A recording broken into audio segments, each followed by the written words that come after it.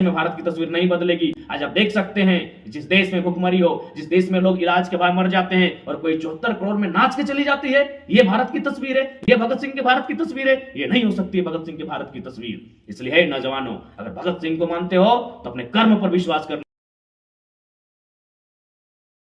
था।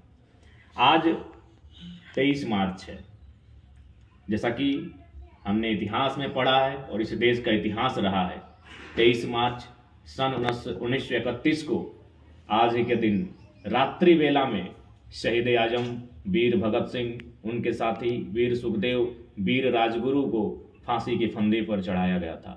अंग्रेजी हुकूमत डोल रही थी भगत सिंह, राजगुरु, सुखदेव की वीरता से, और अंग्रेजी हुकूमत ने कायराना हरकत करते हुए, बिल्कुल चूंकि फांसी का इतिहास रहा है, आज भी फांसी सुबह 5 बजे भोर दी जाती है, लेकिन शायद संभवतः उस समय पहली बार ऐसा हुआ होगा कि रात के अंधेरे में तीनों महावीर, तीनों सूरवीर, तीनों क्रांतिवीर को फांसी दिया गया था।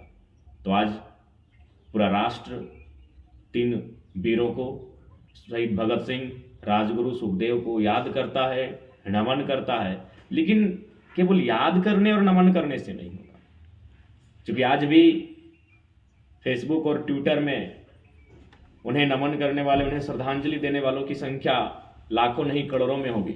लेकिन क्या फेसबुक और ट्विटर तक भगत सिंह सीमित रहेंगे, या भगत सिंह के विचार, उनके आदर्श गांव तक जाने चाहिए, खेत खलिहानों तक जाने चाहिए, गांव की पगडंडियों के पार जाने चाहिए। क्योंकि ये भगत सिंह ही कहते थे कि इस देश में असली आज़ादी उस दिन आएगी जब खेतों में काम करने वाला किसान और फैक्ट्रियों में काम करने वाला मजदूर क्रांति के महत्व को समझेगा और क्रांति में भाग लेगा। तो कम से कम मजदूरों तक तो भगत सिंह के विचार जाने चाहिए, किसानों तक तो कम से कम भगत सिंह के विचार जाने चाहिए। आज भी भगत सिंह के विचार प्रासंगिक है, उनकी सोच प्रासंगिक है कि 23 साल का एक नौजवान किस प्रकार दर्शन को एक दार्शनिक की तरह भविष्यवाणियां करता है, चर्चा करता है। लेकिन आज भगत सिंह के विचार डीपी तक सीमित रह रहे हैं। आज भगत सिंह के विचार को आज की युवा पीढ़ी, क्योंकि भगत सिंह युवा थे, और आज अगर वोटिंग भी कराया जाए, पूरे देश के, भारतवर्ष के युवाओं से पूछा जाए आपके पसंदीदा फ्रीडम फाइटर कौन है, बिना किसी विवाद के पहला नाम भगत सिंह का आएगा। लेकिन केवल उन्हें फ्रीडम फाइटर हम ओपिनियन पोल में और वोटिंग में मानने से होगा, या फिर ग्राउंड में लेकर आना होगा? यदि ग्राउंड में लेकर आना होगा तो बताइए, आज के युवा इलेक्टोरल बॉन्ड पर चुप है, आज के युवा दल बदल पे चुप हैं, आज के युवा भ्रष्टाचार पर चुप हैं, आज के युवा देश के प्रधानमंत्री के लगातार अडानी प्रेम पर चुप हैं। तो ये भगत सिंह का भारत नहीं था। यदि आप देश के प्रधानमंत्री को विचारों से सहमत हैं, जो युवा देश के प्रधानमंत्री आज जो यशस्वी प्रधानमंत्री कहलाते हैं, उनके विचार से सहमत हैं, और भगत सिंह के विचार से फिर भिन्न हो सकते हैं। क्योंकि भगत सिंह और देश के प्रधानमंत्री के विचार में बिल्कुल समानता नहीं है। इसलिए नहीं है क्योंकि भगत सिंह का एक कोटेशन था कि कोई व्यक्ति इतना अमीर नहीं होना चाहिए, कोई व्यक्ति इतना अमीर ना हो कि वो किसी दूसरे व्यक्ति को खरीद सके, और कोई व्यक्ति इतना गरीब भी ना हो कि उसे अपने आप को बेचना पड़े। आज देश की हालात देखिए, आप तमाम आंकड़े देखिए, तमाम इंडेक्स को देखिए, तमाम बड़े बड़े नामी चैनलों को देखिए। बस इस भारत देश के जो कुछ मीडिया है उनको हटाकर जो नामी मीडिया है, इंटरनेशनल्स की मीडिया है, उनके मैगजीन्स को पढ़िए, इंटरनेट में पढ़िए, आज क्या व्यवस्था है। आज हंसदेव जंगल को पढ़िए, एक अडानी को खुश करने के लिए कई हजार आदिवासियों को उजाड़ के रख दिया। तो ये भगत सिंह का भारत नहीं था। भगत सिंह यानी एक व्यक्ति इतना धनवान ना हो कि दूसरे व्यक्ति को खरीद ले, और एक व्यक्ति इतना गरीब भी ना हो कि अपने आप को बेचना पड़े। आज तो ये सामने है। आज 1% लोगों के पास में भारत देश की आधी संपत्ति, आधी सत्ता, आधा सब कुछ 1% आदमी के पास, बाकी 50% जो बचा है आधा, उसमें 99% लोग संघर्ष कर रहे हैं। और आप और हम युवा हम कह रहे हैं कि भगत सिंह हमारे आदर्श है। अगर हमारे आदर्श भगत सिंह है तो ऐसे प्रधानमंत्री, ऐसे नहीं, मैं एक का नाम नहीं, जो भी पूंजीवाद को समर्थन करते हैं, जो देश में बेरोजगारी पर चुप हैं, जो देश में महंगाई पर चुप हैं, वैसे प्रधानमंत्री फिर भगत सिंह के विचारों से मेल नहीं खाते हैं। इसलिए आज युवाओं को सोचना होगा कि अगर भगत सिंह आदर्श हैं तो प्रधानमंत्री से सवाल करना होगा।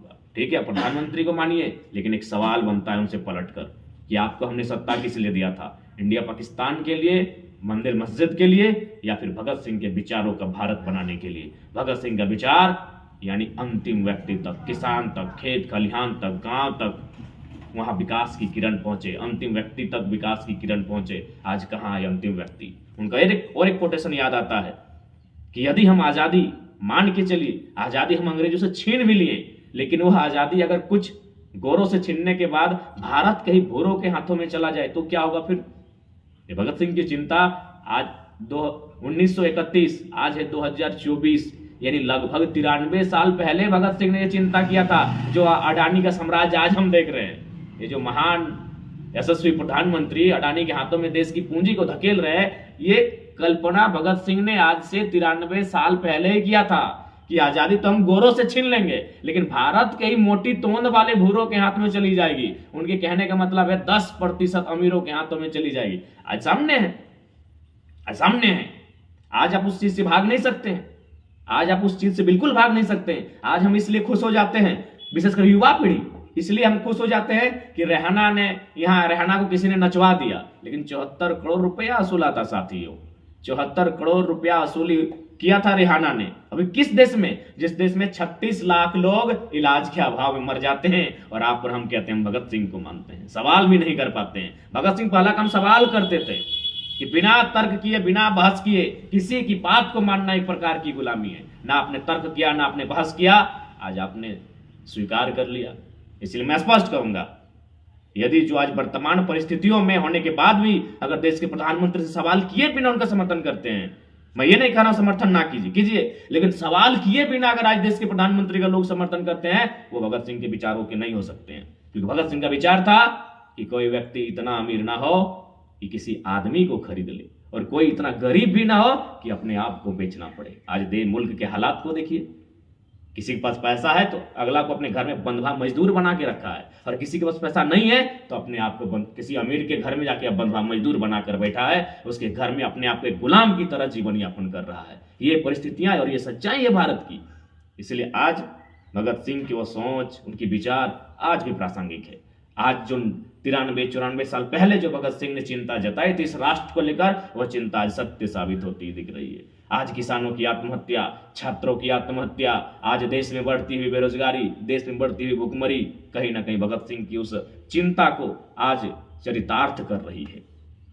इसलिए आज भगत सिंह के सपनों का भारत तभी साकार होगा जब समानता की बात होगी, समानता, सामाजिक न्याय की बात होगी। सामाजिक न्याय कहने का तात्पर्य है कि एक व्यक्ति के अरबपति होने से अच्छा है 100 लोग करोड़पति बने, उसे सामाजिक न्याय कहते हैं।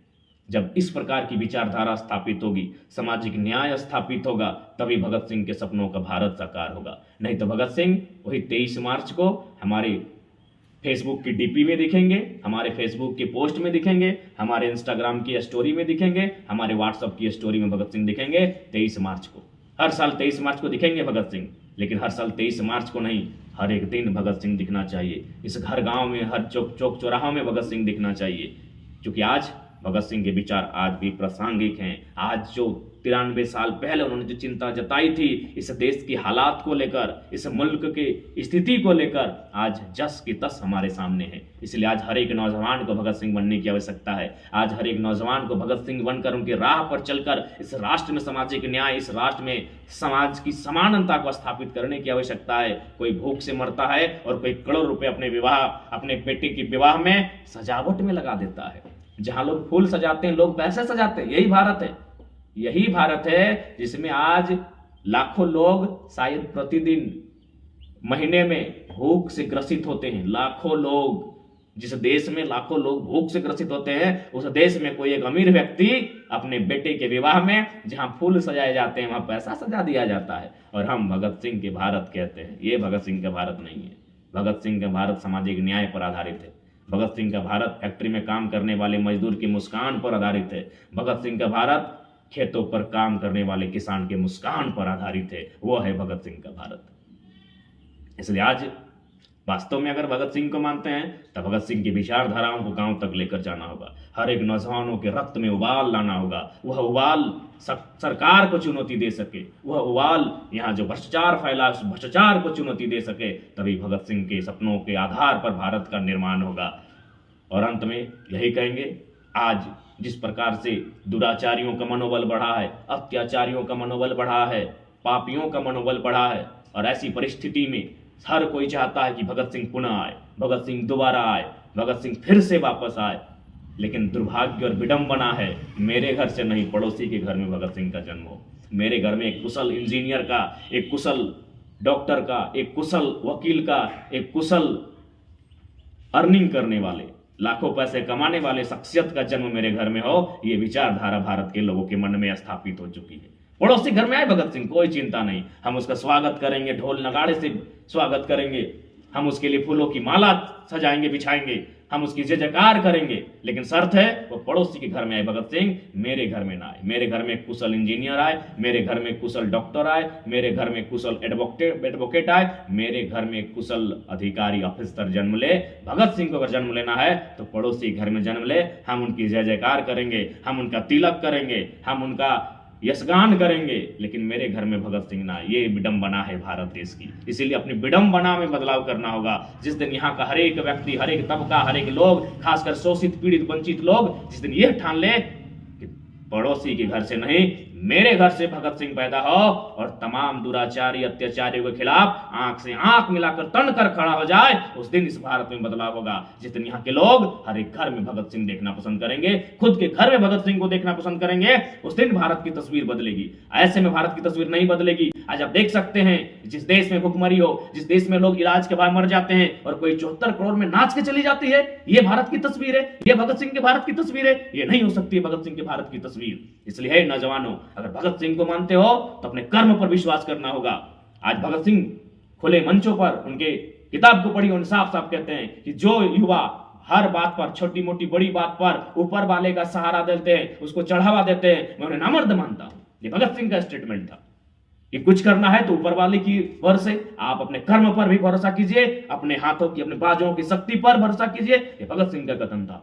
तो भगत सिंह के सपनों का भारत ऐसा नहीं होना चाहिए कि कोई 74 करोड़ 5 मिनट के डांस में कमाकर चली जाए।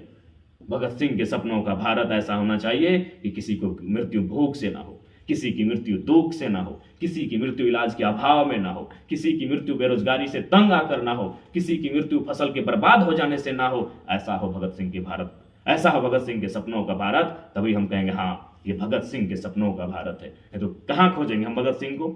ये तो भगत सिंह नहीं है। अडानी के महल में भगत सिंह नहीं मिलेंगे, अंबानी के बेटे की शादी में भगत सिंह नहीं मिलेंगे। भगत सिंह इन पहाड़ों में मिलेंगे, भगत सिंह गांवों में मिलेंगे, भगत सिंह किसान जो खेतों में काम करने वाले किसान है उसकी मुस्कान में भगत सिंह मिलेंगे। मुझे नहीं मिलते हैं भगत सिंह आज इस देश में, नहीं मिलेंगे। आज घूम के आइए, खोज के आइए, पग पग छान मारिए, कहीं नहीं भगत सिंह दिखेंगे।